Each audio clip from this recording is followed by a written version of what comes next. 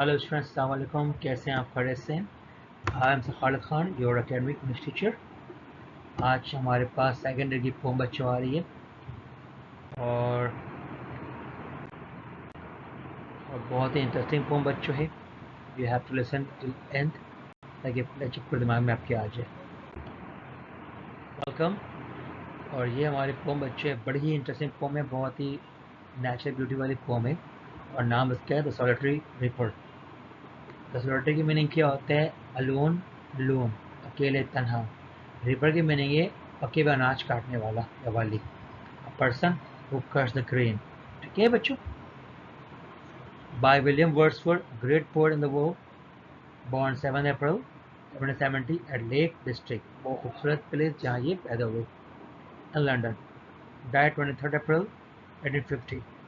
और ये पोएट को है बच्चों, रोमांटिक एरा के पोएट है। रोमांटिक एरा में हमारे पास चार पोएट गुजरे बच्चों: विलियम वर्ड्सवर्थ, बायरन, पीबी शेले और जॉन केट्स। और सबसे उम्रदराज पोएट जो इनमें है वो विलियम वर्ड्सवर्थ थे और सबसे कम एज की 28 ईयर में डेथ हुई वो जॉन केट्स। ठीक है प्यारे बच्चों? ओके। और इन्हें कहा जाता है पोएट ऑफ नेचर क्योंकि इन्होंने बचपन से ही, यंगहुड से ही पोएम कंपोज किया है about rain, about mountain, about rock, about birds, about flowers, smell. ठीक है? तो he was called the poet of nature. और इन्हें लकब मिला है एक और, वैंडरिंग पोएट, यानी बेमकसद पोएट। निकल पड़े इस जर्नी पर। On the way he found some natural beauties and he start composing the poetry. आपने फर्स्ट में पढ़ा, इसकी पोएम होगी लूसी ग्रे। ओके। सेकेंड हमारे पास द सॉलिटरी पर है, इसलिए बस कॉल वैंडरिंग पोएट। नेक्स्ट हमारे पास है पैंथेस। ये नेचर पोएट थे बच्चों। He loves nature very much. So इन्हें ही वाले पैंतीस, पैंतीस वो होते हैं जो बिलीव करते हैं नेचर को गॉड। सर गॉड गॉड कभी नहीं मरता, ये लोग मानते हैं कि नेचर भी कभी कभी मरता नहीं, इसलिए ही वाज अ पैंथीस्ट। ठीक है बच्चों? So move on next slide पे आते हैं। ये देखिए बच्चों, ये अबाउट द पोम है। ये पिक्चर देख लें बच्चों। ये सॉलिटरी रिपर, ये अकेले ना अनाज काटने वाली लड़की है जो स्कॉटलैंड में मिली है। The pome entitled The Solitary Reaper relates to an incident which deeply inspired the poet when he was walking alone through the barren hills of Scotland. He was fascinated by the sweet voice of a girl who was singing a song in her native language, in her own language. ठीक है? यानी कि poet बताता है अपने यादगार journey के बारे में। जब वो स्कॉटलैंड की पहाड़ी पर से गुजरा था तो ही जस्ट उसने एक खूबसूरत लड़की को सुना जो पहाड़ के दामन में अनाज काट रही थी। उसकी इतनी प्यारी आवाज़ थी कि वो फैसिनेट हो गया उसकी प्यारी आवाज़ से। जबकि उसकी आवाज़ के गाने को, सॉन्ग को वर्ड समझ नहीं पा रहा था क्योंकि लड़की अपनी लैंग्वेज में गाना गा रही थी जो था गैलिक लैंग्वेज, स्कॉटलैंड की पहाड़ी में वादी में बोली जाती है। ठीक है बच्चों? ये अबाउट द पोम था। बड़ी प्यारी पोम बच्चों, बहुत ही प्यारी पोम है ये। और लेक्चर अगर आपने प्रॉपर ले लिया तो आपको आपके लिए एग्जाम में सवाल, दो सवाल आते हैं, मैं बताऊँ कौन से सवाल आते हैं, आराम से मैनेज करेंगे। ठीक है? इसमें हमारे पास चार स्टैंज़े हैं बच्चों और ये पोम जो बैलेड है, ये स्टोरी है। बैलेड बैलेड कहते हैं स्टोरी। ठीक है? स्टोरी नंबर सॉन्ग है। अब स्टैंज़ा वन हमारे, इसमें हमारे पास चार स्टैंज़े हैं बच्चों और स्टैंज़ा वन का नाम दिया एक्सपीरियंस से बच्चों। अपने क्या एक्सपीरियंस शेयर करता है पोएट। कहता है बिहोल्ड हर, देखो उसको, सिंगल इन द फील्ड, अकेले तना खेत के अंदर है। जॉन सॉलिटरी, वो रही अकेली पहाड़ पर रहने वाली लड़की, लैस में लड़की, हाईलैंड में ऊंचे पहाड़ पर रहने लड़की। Ripping and singing by herself, अनाज भी काट रही है, गाना भी गा रही है खुद से। अपने फ्रेंड को कहता है स्टॉप हियर, रुक जाओ, इसकी आवाज़ सुनो, और अगर नहीं सुन रहे तो जेंटली पास, आप साइलेंटली यहाँ से गुजर जाए ताकि वो डिस्टर्ब ना हो पाए। क्योंकि पोएट उसकी आवाज़ में बहुत मदहोश हो गया था, फैसिनेट, कि वो चाह रहा था कि मैं इसी गाने को सुनता रहूँ, इसलिए वो चाह रहा उसको डिस्टर्बेंस को डिस्टर्ब ना करे। इसलिए उसके फ्रेंड को कहा कि भाई सुनना है सुनो, वरना आहिस्ते से यहाँ से चले जाओ ताकि वो डिस्टर्ब ना हो, उसे ना पता लगे कि हम ऊपर से देख रहे हैं, पहाड़ के ऊपर से। वो पहाड़ी के नीचे खेत में अनाज काट रही, गाना गा रही है। कहते हैं poet alone she cuts and binds the grain, अकेली अनाज काट रही है, बांध रही है। And sings a melancholy strain, और बड़े सैड टोन में अंदाज में गाना गा रही है, सुरदा अंदाज। O listen for the vale profound, हे लोगो, है कोई सुने इसकी आवाज़ को। पूरी आवाज़ डीपली तौर पर उसकी आवाज़ में हर तरफ प्रिवेलिंग गूंज रही है। हर तरह आवाज़ फैल रही है, बिखर रही है, ठीक है। तो पोएट इसके बाद से बहुत ही अट्रैक्ट होता है, बहुत फैसिनेट, और इसने स्टैंजा में का अपना एक्सपीरियंस शेयर करता है स्कॉटलैंड की ऊंची पहाड़ी पर जब घर जा रहा था जर्नी से, तो डाउन द हिल उसने एक यंग गर्ल को, गाँव की लड़की को अनाज काटते हुए देखा, ठीक है बच्चों। I hope you understood this.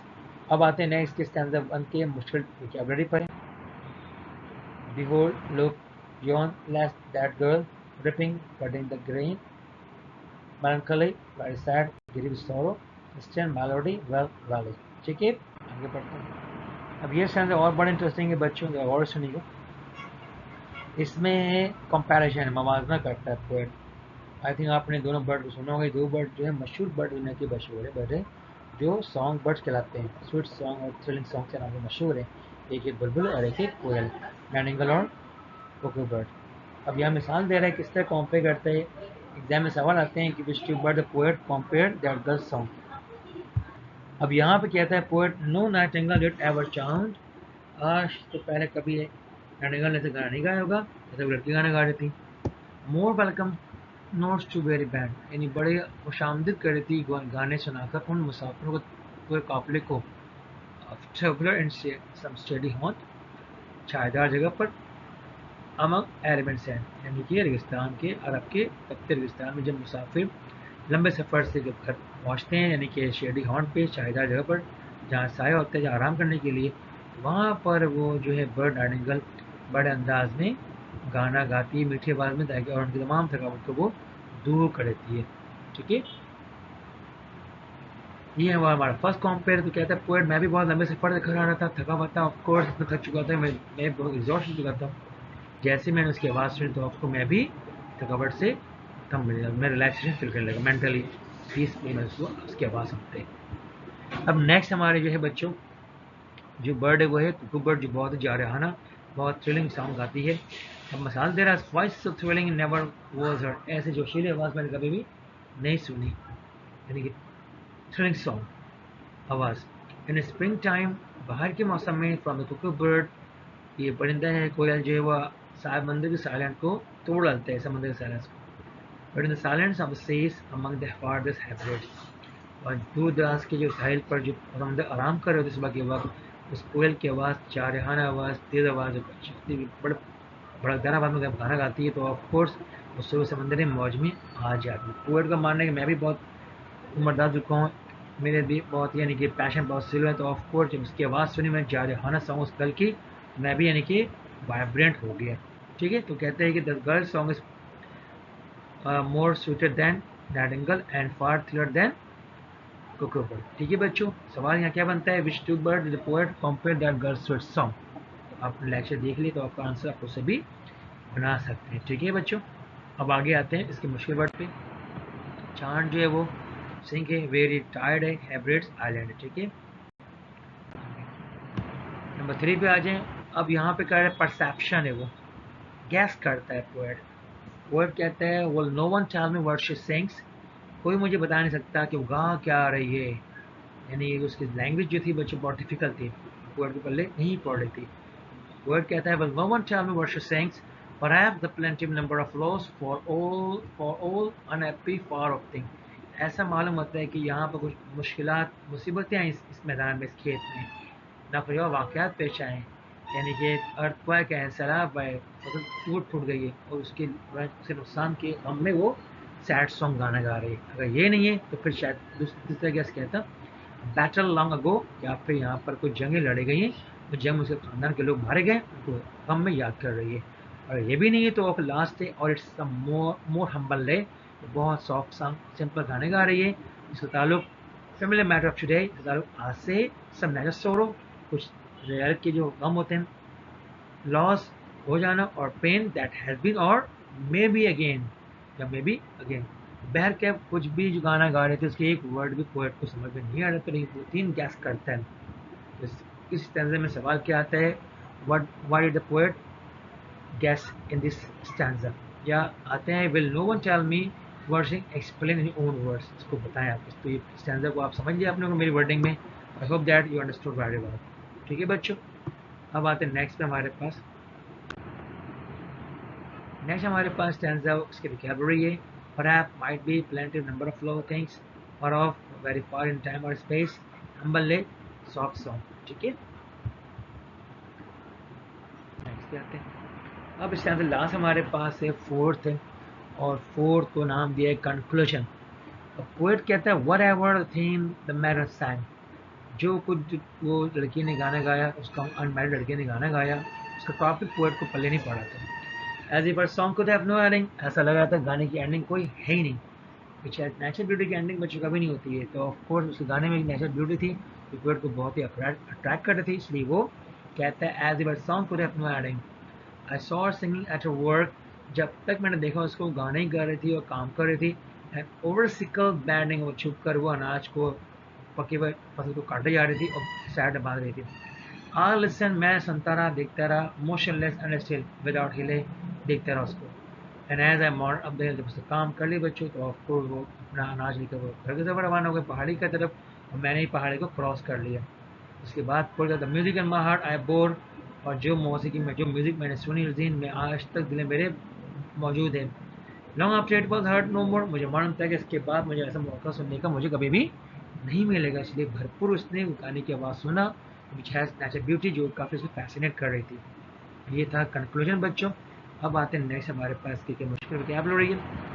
Vocabulary stand for theme, topic, married, unmarried, sickle, farming.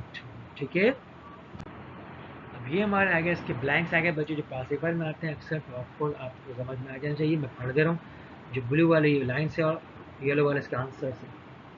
William Wordsworth belong to dash era, of course romantic era है बच्चों। I saw her singing at her work, here I means William Wordsworth.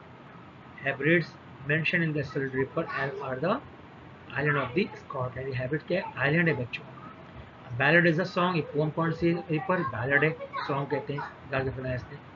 The line and sing a solitary song consist of dash alliteration है ये, दो word से song sings a solitary song, तीनों word क्या है, similar same word से आ रहे हैं, तो आपको ये alliteration है बच्चों। ये तो आपने फर्स्ट में पढ़ा, तो पूरे डिवाइस है जो मैंने क्लास में ली थी बच्चों, वही हमारे आगे पूरे डिवाइस पूछ रहे हैं। सिंग सॉलिटरी सॉन्ग क्या है, ये एल्ट्रेशन है, ये पेपर में आते हैं बच्चों। The solitary reaper is written by William Wordsworth। Exam में आए in the poem The Solitary Reaper, William Wordsworth compared the singing of the girl with that of a cuckoo bird and a nightingale। Highland girl was singing a melancholy song, वो लड़की गाना गा रही थी, कैसे sad song गाना गा रही थी। The phrase pass into nothingness means that a beautiful thing will never die। Wordsworth could not understand the song of the Solitary Reaper as the language was strange, या फिर she was in a dash language in Gaelic language। ठीक है बच्चों, ये इसके important MCQ से पासिफायर में आते हैं, ये भी आपने देख लिया, सुन लिया और से, I hope you understood very well. और ये इसके इम्पोर्टेंट सवाल, दो सवाल हैं, डेफिनेट बोर्ड में इन्हीं में से आएंगे। Which two birds did the poet compare that girl song? You understood that? Which next number 2 में समझाया आपको। Well, no one tell what sing, ये भी मैंने बताया, इसका थर्ड में गाना क्या गा रही है, तो वो थे ना गैस करता पोएट, तो वही इसका आंसर आपने करना है। ठीक है, I hope that you understood very well. मुझे आदत है बच्चों, मिलते हैं आपसे नेक्स्ट लेक्चर में, तो बहुत ख्याल रखिएगा। Thank you very much.